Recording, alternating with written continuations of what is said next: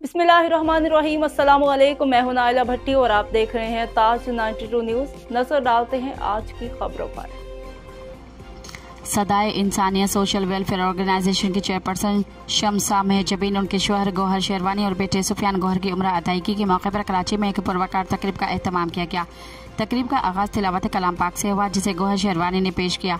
तकरीब में JUP के रहनुमा मलक मोहम्मद शकील कासमी और सैयद खिजर अली ने नात पेश की, जिससे महफिल में रूहानियत की फिजा कायम हो गई।